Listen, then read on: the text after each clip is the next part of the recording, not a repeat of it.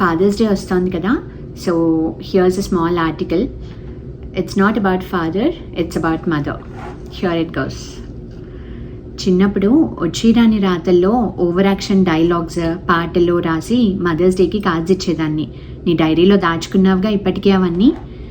కిచెన్లో సిలిండర్స్ మార్చాల్సి వచ్చినప్పుడు బాహుబలిలాగా సిలిండర్స్ అన్నీ ఎత్తేసి ట్రైన్లో బస్సుల్లో అటు ఇటు ట్రావెల్ చేయాల్సి వచ్చినప్పుడు ఇప్పుడు మేము పిలుచుకుంటున్న సోకాల్ డైపర్ బ్యాగ్ లాగా blue colour flask with milk, napkins, చందమామలు అన్నీ ఆ బ్యాగ్లో సర్దేసి అన్నయ్యని నన్ను చెరో చెయ్యి పట్టుకుని మమ్మల్ని తిప్పుతూ, ఆన్లైన్ పేమెంట్స్ లేని ఆ రోజుల్లో బిల్స్ ఎలా పే చేయాలో తెలుసుకుని ప్రతి నెల అవి కట్టుకుంటూ మనసుకి నచ్చిందే చెయ్యాలి, మనసుని బాధపెట్టి ఏ పని చేయకూడదు అని మాకు నేర్పిస్తూ ఒక్క దెబ్బ కూడా మమ్మల్ని వేయకుండా పెంచి ఇంట్లో నాన్న మాతో ఆడుకోవడం తప్ప ఏ క్లాస్ చదువుతున్నామో ఏ ర్యాంక్ మాకు వస్తోందో కూడా పట్టించుకోకర్లేనంత హాయిగా చూసుకున్నావు.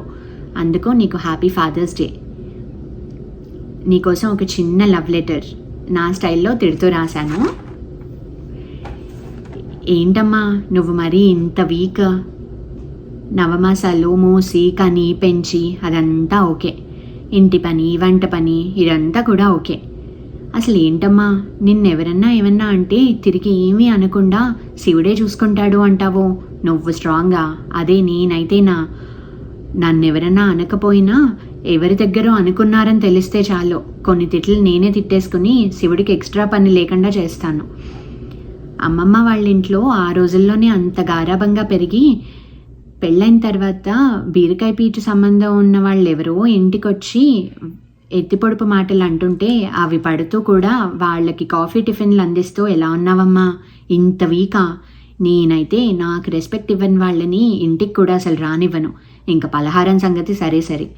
కట్టిన చీరే మళ్ళీ కట్టి మెడలో తాడు తాకట్టు పెట్టి మాకు అన్నీ నేర్పి ఎంత బాధలో ఉన్నా మా ముందు మాత్రం నవ్వుతూ ఉండి వంటింట్లో పనిచేసుకుంటూ ఎప్పుడైనా పొరపాటున కంటతడి పెడుతూ నా దగ్గర దొరికిపోతే ఏం లేదమ్మా అమ్మమ్మ గుర్తొచ్చింది అని నిజం దాచేసి బుకాయించేంత వీకా?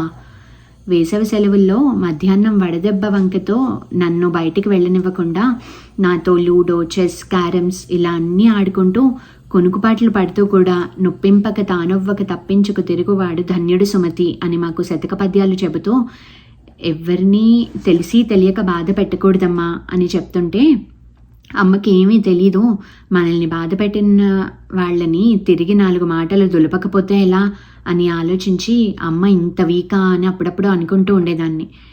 చీమకి కూడా హాని చెయ్యను అని ఫీల్ అయ్యేవాళ్ళు చీమలకి మాత్రమే హాని చెయ్యరని, శివుడు అసలే భోళాశంకరుడు, మళ్ళీ నన్ను నొప్పించిన వాళ్ళని జాలిపడి ఎక్కడొదిలేస్తాడో అని అలాంటి వాళ్ళని నేనే నొప్పించేయడం నేర్చుకున్నా. మా ఆయన అంటూ ఉంటారు, అత్తయ్య గారికి ఉన్న ఓర్పుకి కార్పొరేట్లో అయితే భలే ఫిట్ అయ్యేవారురా అని. నువ్వు మేనేజరియల్ పొజిషన్లో ఏలడం ఏంటమ్మా? అసలు ఆ పొజిషన్కి రీచ్ అవ్వాలంటే ఎంత కష్టమో నీకు తెలుసా?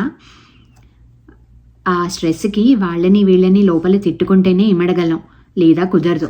మరి నువ్వేమో ఎవరిని తిట్టుకోవో, మరెలా? అంత వీక్ నువ్వు. ఎవరిని కలిసినా అందరూ ఎంతసేపు టైం దొరికితే అత్తగారుల మీద చాడీలో, భర్త గురించి కంప్లైంట్లో. పోనీ మనకున్న చిరాకులు చెప్పుకుందామా అంటే మన వాళ్ళ మీద మనకే మందర మాటలు.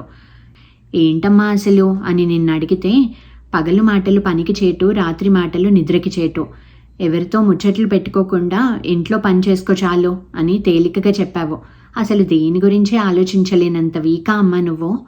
నేను పెరుగుతూ నీలా ఉండకూడదు, ఉండలేను, అతి మంచితనం వీక్నెస్ అనుకున్నా. అలా అనుకుని స్ట్రాంగ్గా ఉండే ప్రయత్నం చేశా, కానీ ఇంకా వీక్గా ఉండాలని ఉంది. ప్లీజ్ అమ్మా నీలా వీక్గా ఉండే స్ట్రెంగ్త్ నాకు ఇవ్వవు. Happy Father's Day to all the strong mothers and happy Father's Day to all the lovely fathers, including mine.